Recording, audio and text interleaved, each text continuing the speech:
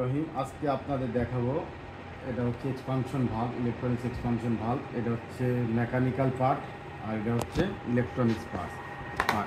এটা দুটো আমার কাছে আছে। এক্সপানশন ভাল্ব 12 ভোল্টের ডাইকিং মোটরাইজ অপারেশন ভাল্ব বলা হয় এটাকে, মেড ইন থাইল্যান্ডের। আমি এটাকে দেখাবো। মেকানিক্যালটা তো আমাদের চেক করার নিয়ম হচ্ছে কয়েলটাকে ওপেন ক্লোজ করলে এখান থেকে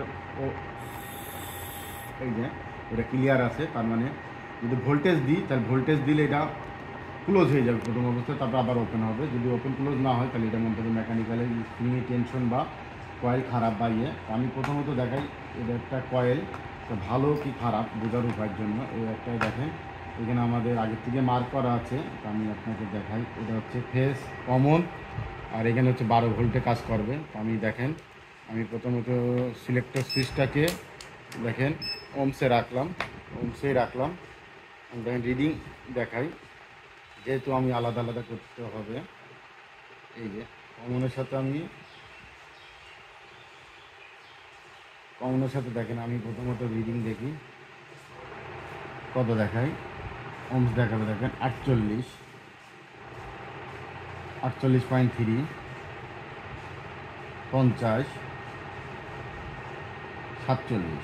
এটা রিডিং দেখেন অ্যাকুরেট দেখালো না, তার মানে কয়েলের সমস্যা আছে। আপনার আরেকটাভাবে চেক করবেন, এটা তো কমন বের করার নিয়ম দেখেন। আরেকটা কমন বের করার নিয়ম দেখাই। এই যে আমি যে কোনো একটা ইয়েকে দেখাবো, এটা একটা ঠেকালাম, এটা দেখেন রিডিং দেখেন, রিডিংটা আলাদা 96.2। হ্যাঁ, আরেকটা দেখেন 94.2, এটা খারাপ।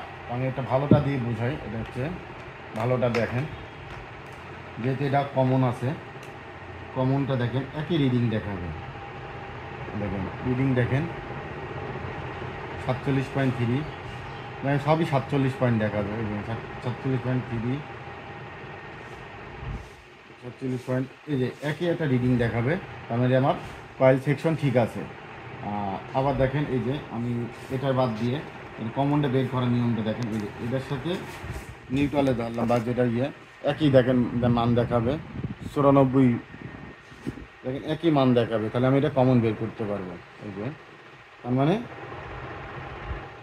আমার এটা হচ্ছে কমন, বাকিগুলো কমন, মানে এটাকে আমাকে 12 ভোল্ট নেগেটিভ দিয়ে এখানে যদি আমি একটা করে 12 ভোল্ট ধরি, তাহলে এদিক থেকে যদি এদিক যাই তাহলে হলে আপনার ক্লোজ হবে, ভাল্বটা ক্লোজ হবে। যদি ভোল্টেজ এখান থেকে এই স্টেপে যায় তাহলে এটা ক্লোজ হবে।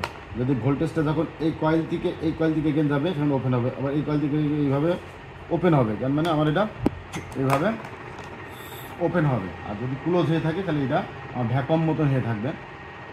এই যে কোনোভাবে ফ্রি হবে না, ক্লোজ ওপেন বোঝানোর জন্য। ধন্যবাদ সবাইকে। নতুন ভিডিও দিয়ে আপনাদের সাহায্য।